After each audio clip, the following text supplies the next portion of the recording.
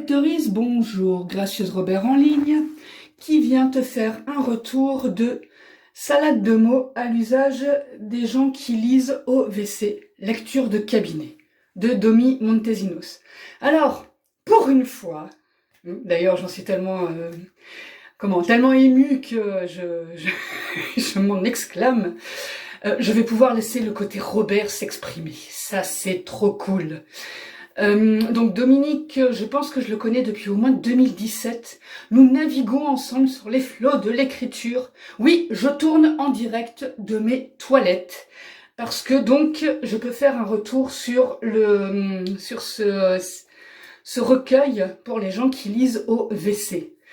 Et quand je fais une vidange, ça me rend poète, n'est-ce pas?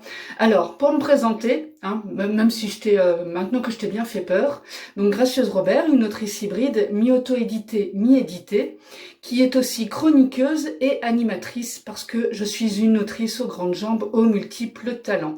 Et je te propose aussi donc des chroniques, et Domi m'a fait l'honneur de me confier la chronique de son nouveau recueil de nouvelles, parce qu'on peut dire que ce sont des petites nouvelles quand même.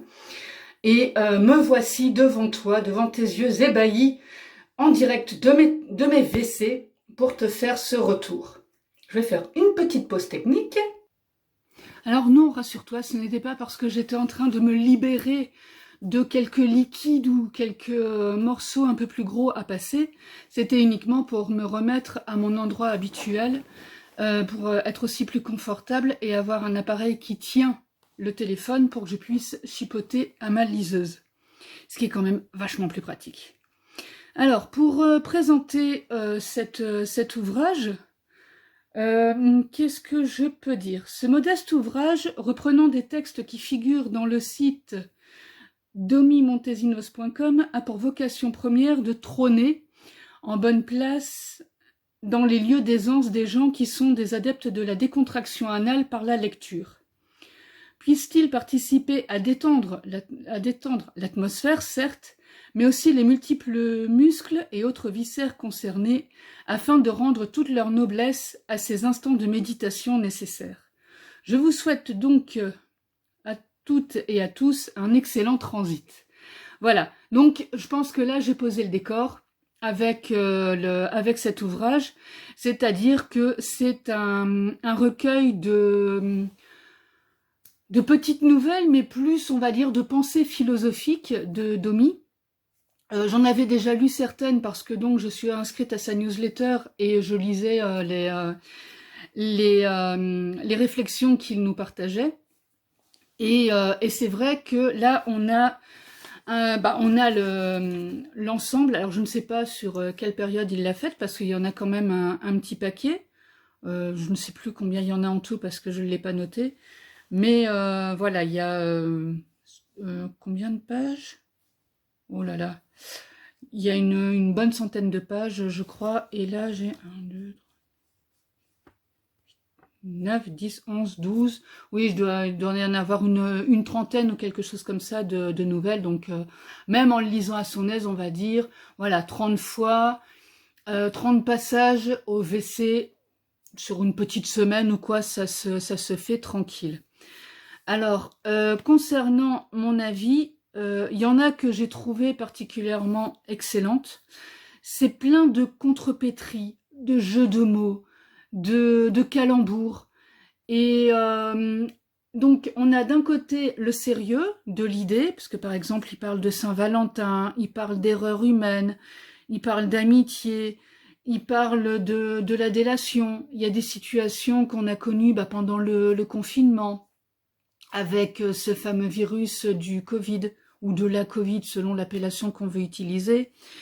Étant donné que c'est un navigateur et qu'il promène aussi sur les flots des Antilles et d'ailleurs en compagnie de Malou, ou Mamilou, pour ceux qui connaissent les histoires de Mamilou autour du monde, du coup, ça donne tout un mélange de son quotidien sur un bateau et en même temps de ses rencontres qu'il fait au fur et à mesure de ses voyages, soit avec d'autres navigateurs, que ce soit de plaisance ou pas, soit quand il est sur la terre ferme, parce qu'il faut bien aller chercher à manger et à boire. Parce que je pense que je peux dire que Domi est un grand prêtre de l'apéro. Alors, Domi, parce que je sais que tu vas me regarder, l'apéro à la bière. Il faut que je retrouve, ça me fait penser à la manière de... comment il y a deux... comment oh, je vais arrêter de bégayer, mais je suis en train de repenser en même temps ce que j'ai lu, donc je me marre. Donc on va faire un petit break, histoire de... Voilà, on se remet un peu dans le contexte. Donc, il a aussi des excellentes recettes pour un cocktail raté. Comment faire? Donc, il donne des conseils pour rattraper un cocktail raté, parce qu'on ne gaspille pas. Et je suis tout à fait d'accord. Il faut réutiliser ce que nous avons sous la main. Et alors, ça s'appelle... Comment récupérer habilement un cocktail un peu raté? Et donc, nous avons tous les conseils avec la maxime de la fin, parce que chaque conseil ou chaque réflexion se termine par une maxime. Un été indien en Bretagne vaut mieux que deux, tu l'auras dans le Bas-Rhin. Voilà, donc ça donne vraiment l'idée de l'ensemble, et je pense que je vais faire une petite pause pour aller retrouver aussi cette fameuse recette qui m'a fait beaucoup rire. Le truc, pour la petite histoire, c'est que j'étais dans le train, que nous étions arrêtés parce que donc il y avait un problème grave de, comment ils appellent ça maintenant, heure de personne. En gros, pour schématiser, quelqu'un s'est jeté sous les roues du train dans lequel j'étais.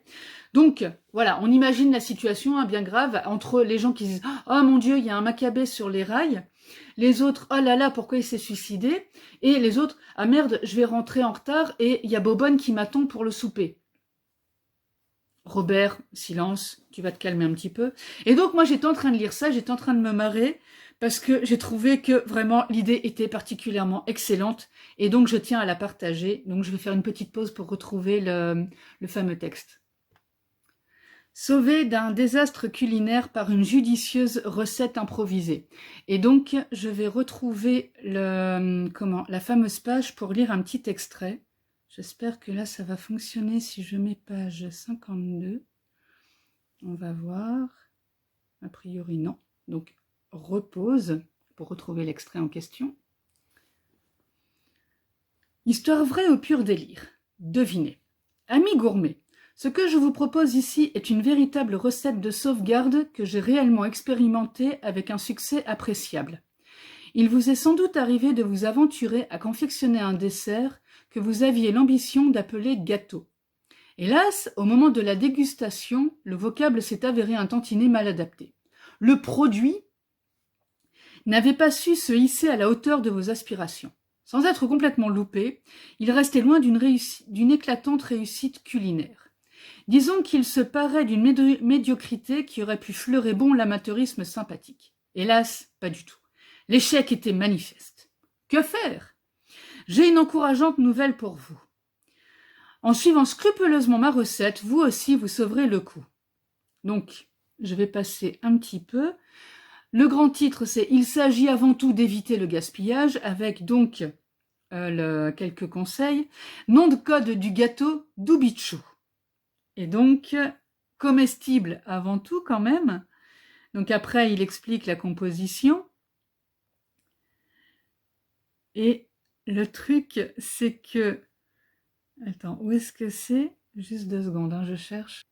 Voilà, le point important. Premier point, il me semble préférable de proposer ce genre de produit à la consommation en début de soirée, au moment des amuse-bouches, comme on dit.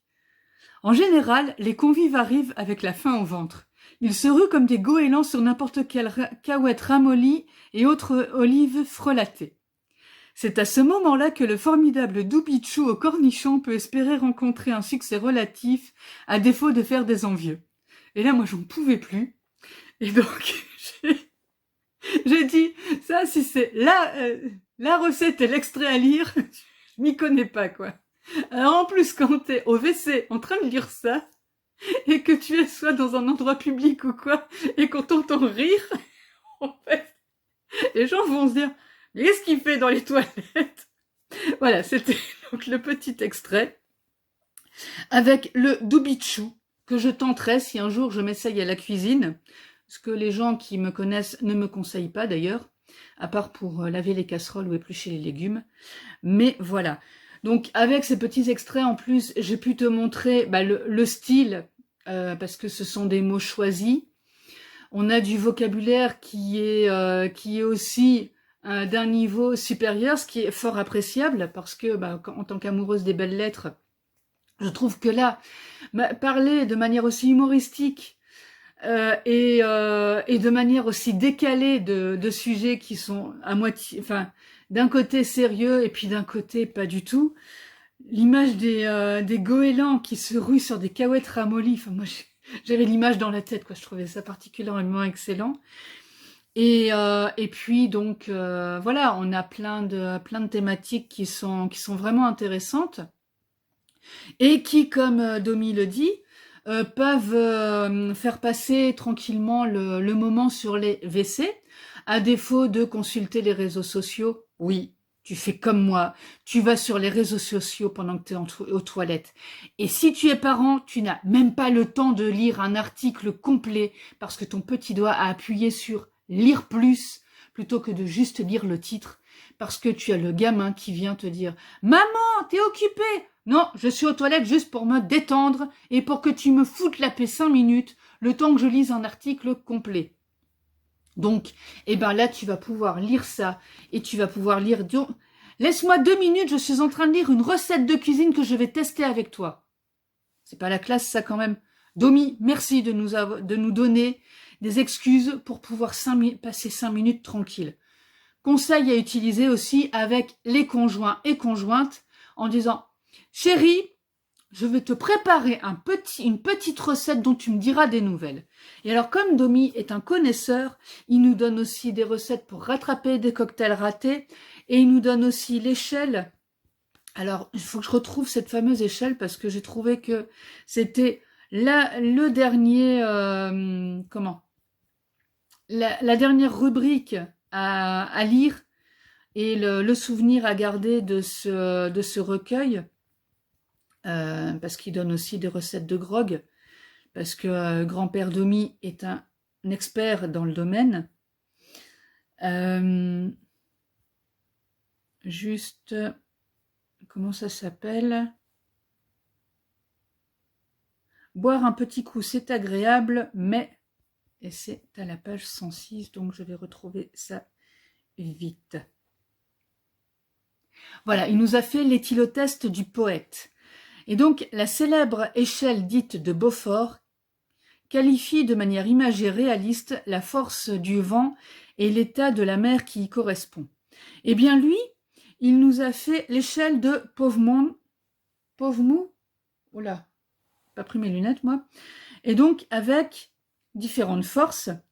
Force 1, faisait la gueule, s'est contenté d'un petit verre. Force 2, raisonnable, normal, standard dans le respect des traditions ancestrales, on ne part pas sur une patte, etc., etc. À prendre bien sûr au 2e degré, l'abus d'alcool étant dangereux pour la santé, mais même si je prône aussi personnellement la bière en disant que c'est le nectar des dieux, nous sommes bien d'accord sur le fait que c'est pas une raison pour se mettre une murge tous les week-ends ou tous les soirs.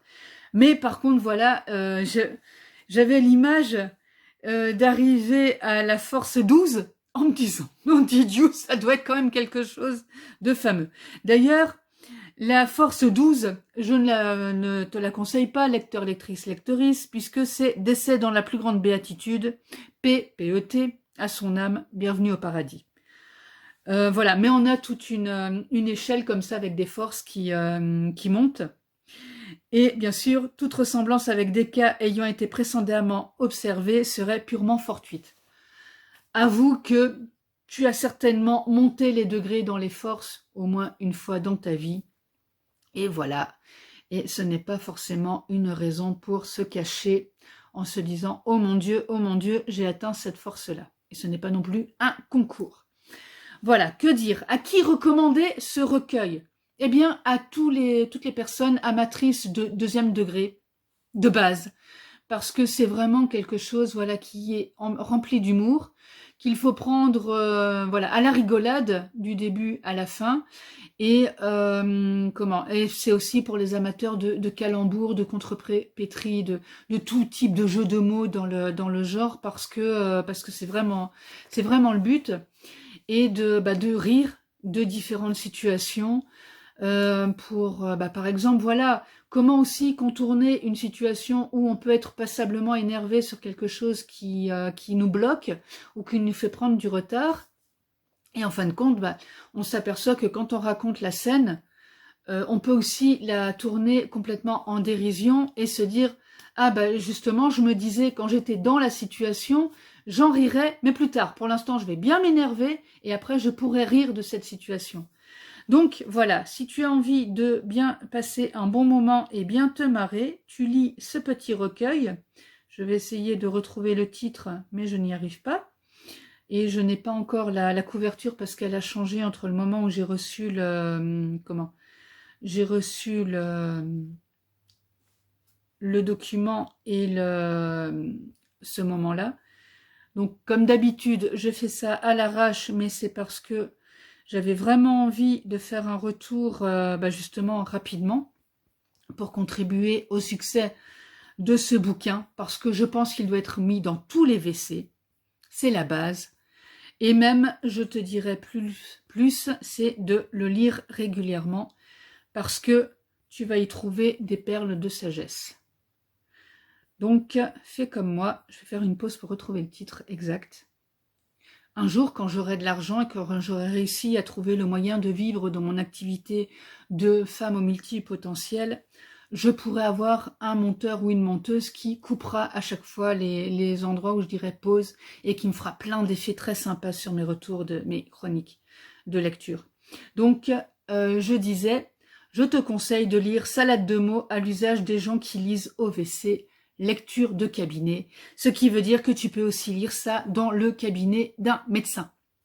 À très vite pour d'autres retours de lecture. C'était Gracieuse Robert en ligne pour te parler de livres vraiment très sympas.